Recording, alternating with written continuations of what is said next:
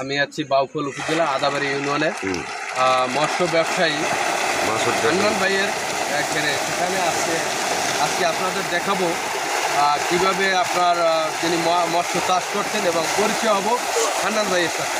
আমরা তো আপনার জানতে পারলাম আপনি একজন সফল মৎস্য ব্যবসায়ী। আপনার এই মাছের এই যে মৎস্য ব্যবসা বা মৎস্য চাষের উপরে যেটা আসছেন, আসার পিছনে গল্পটা একটু বলতে বলুন। পিছনে গল্প কিছুই না ভাইয়া, আমি জাস্ট শখের বিষয়। এটা আমি 30 বছর ধরে ঢাকা। আমার এই ডিগ্রিটা অন্য মৎস্য ব্যবসায়ী যখন করে আমি দেশে আসছি, তখন আমি দেখছি, আমি শখে এই ডিগ্রি তারপরে আমি রাখছি শখে।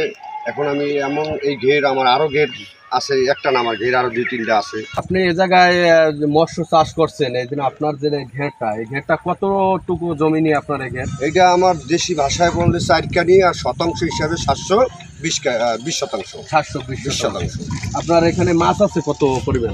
মাছ আমার তেলা পাঙ্গাস মাছ আছে 1,20,000, আর তেলাপিয়া মাছ আছে 1 লাখ, আর সাদা মাছ আছে ওইটা 200 কেজির মতন আমি হালাইছি। ছোটো এখন কত আছে, এখন তো বড় হয়েছে। আপনি সরকারিভাবে যে আপনার বাউফল উপজেলা মৎস্য কর্মকর্তা, তাদের সাথে কখনো আপনার এই জন্য মাছ চাষের ব্যাপারে কোনো আলোচনা করছেন? না না না, আমার এরকম কোনো আলোচনা হয় নাই, বা কেউ আসেও নাই, আমি যাইও নাই। কিন্তু এরকম হইলে আমার একটু সুযোগ সুবিধা হয়, লোন নেওয়া যদি সরকার থেকে যদি একটু আমার সহযোগিতা করে, মৎস্য ব্যবসাটা আমি আরও উদ্যোগ করতে পারি। হ্যাঁ। আচ্ছা, আপনার এই জায়গায় আপনারা যে মৎস্য চাষ করতেছেন, এখানে আপনার যারা কাজ করছেন, এই আপনার শ্রমিক আছে কতজন? শ্রমিক আছে এই এলাকার বা যত মানুষ আছে, আর এই যারা কাজ কাম করে আনুমানিক কত? 20-25 জন। 20-25 জন আপনার জায়গায় তাদের কর্মসংস্থান তৈরি হয়েছে। হ্যাঁ, কর্মসংস্থান তৈরি হয়েছে। দর্শক, আপনারা শুনলেন হান্নান ভাইয়ের কথা। হান্নান ভাই একটা ঘেরটা হয়েছে আপনার আদাবাড়ি ইউনিয়নের, এটাকে বলে ডিগির আতসখালী গ্রামের ভিতরে। তিনি 420 শতাংশ মানে 4 কানি 720 শতাংশ 720 শতাংশ জায়গার উপরে তিনি এই ঘেরটা করেছেন। এছাড়াও তার অন্য জায়গায় তার ঘের আছে, কিন্তু এইটাই তার বড় ঘের।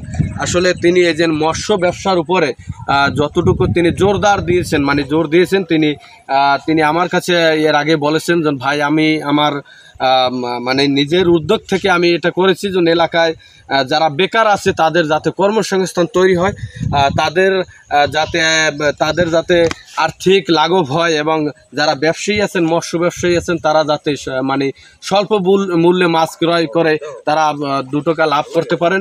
এই সুবাদেই তিনি ঢাকা থেকে এসে এখানে একটি সুন্দর একটি ঘের করছেন। আমরা আজকে দেখব তার ঘেরের মাছ কীরকম, তাদের ঘেরে মাছ আছে। আমি আসার পরে এতটা ভালো লাগতেছে যা ভাষা প্রকাশ করা যাবে না।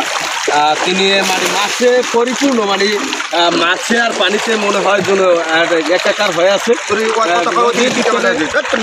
এই এতটা ভালো লাগছে যে শখের বসে তিনি আজকে ঘের করেছেন। সে ঘেরে আজকে তিনি সফল একজন ব্যবসায়ী বাউফলের। আসলে এইটা অনেকেই জানতো না, তিনি এখানে ঘের করছেন। এখানে তিনি মৎস্যের উপরে যতটুকু তিনি জোর দিয়েছেন, তিনি এই ব্যবসাটাকে তিনি বেছে নিয়েছেন। পরবর্তীতে তিনি এই ব্যবসাকে প্রসার করে যাতে তার মাছ অন্যান্য অঞ্চলে এবং বাহিরে যাক, সে প্রসেসিং তার মাথায় আছে।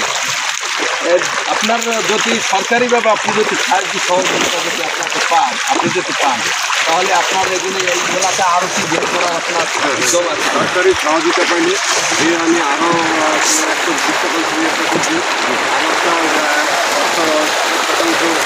একটা করছি, আর একটা করার আমি চিন্তা ধারণায় আছি। কিন্তু সরকারিভাবে কোনো সরকারি হেল্প আমি পাই, এটা আমি চাই। দর্শক, আমরা একটু দেখেন, আমরা একটু মাছের পিছনে নৌকা যেদিকে যাচ্ছে, সেদিকে ওইদিকেই শুধু মাছ আর মাছ।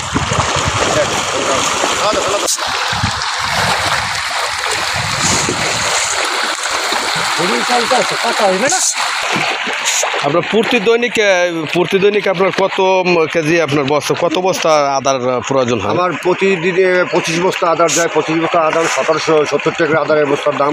তা 25 বস্তা আদার আমি এখন দিই। আসলে আরও বেশি লাগে, তো মাছের শেষ পর্যন্ত মাছ বেচবো, তো বহুত টাকা ক্যাশ করে হেলেছি।